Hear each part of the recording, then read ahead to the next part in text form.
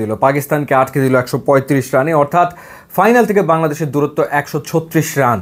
Run রেটের কথা চিন্তা করলে ওভার প্রতি 7-এর নিচে রান প্রয়োজন বাংলাদেশের, দেখে শুনে ব্যাটিংটা প্রয়োজন।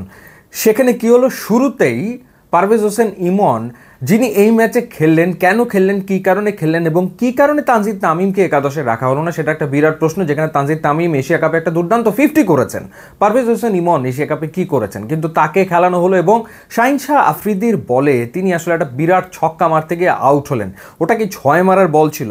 শুরুতেই বাংলাদেশকে চাপের মুখে ফেলে দিলেন পারভেজ হোসেন ইমন ওরকম একটা বেখেয়ালি শট খেলে। ওই শট ওই মুহূর্তে খেলার কোনো প্রয়োজনই নাই। শাহিন শাহ আফ্রিদি শুরুতে উইকেট পেলেই পাকিস্তান বিধ্বংসী হয়ে ওঠে, এটা প্রমাণিত একটা বিষয়। এবং 60% ম্যাচে যেতে যখন শাহিন শাহ আফ্রিদি পাওয়ার প্লেতে আসলে উইকেট নেয়, তো তাকে তো একটু দেখে খেলা যেত, কিন্তু না, তর সইছিল না পারভেজ হোসেন ইমনের। একটা ফালতু শট খেলে তিনি উইকেটটা থ্রো করে দিয়ে এসছেন শুরুতেই।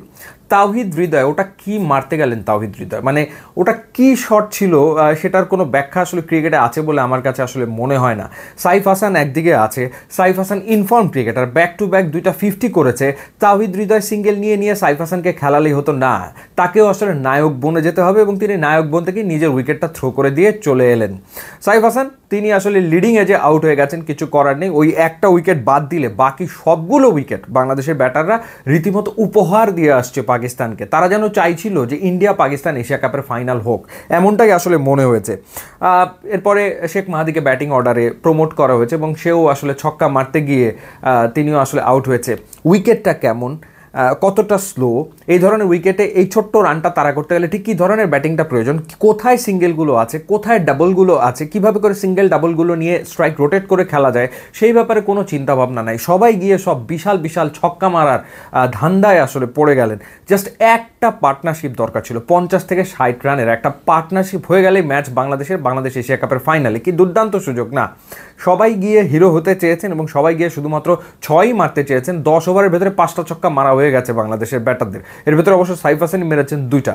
সবাই বড় বড় শট মারতে গিয়েছেন। নুরুল হাসান সোহান তিনি আসলে ম্যাচ পাননি, সেই কারণে ব্যাটিংটা পুরোপুরি ভুলে গেলেন কিনা কে জানে। কি যে দৃষ্টিকটুভাবে তিনি ব্যাটিং করছিলেন ফ্রম দ্য ভেরি ফার্স্ট বল, প্রথম বল থেকে তিনি যেভাবে করে দৃষ্টিকটু ব্যাট করছিলেন, খুব বেশিক্ষণ তিনি টিকবেন না সেটা বোঝাই যাচ্ছিল এবং হয়েছেও আসলে ঠিক তাই। তিনি আউট হয়ে গেলেন, খুব বেশিক্ষণ খেলতে পারলেন না, 21 বলে 16 রান করে।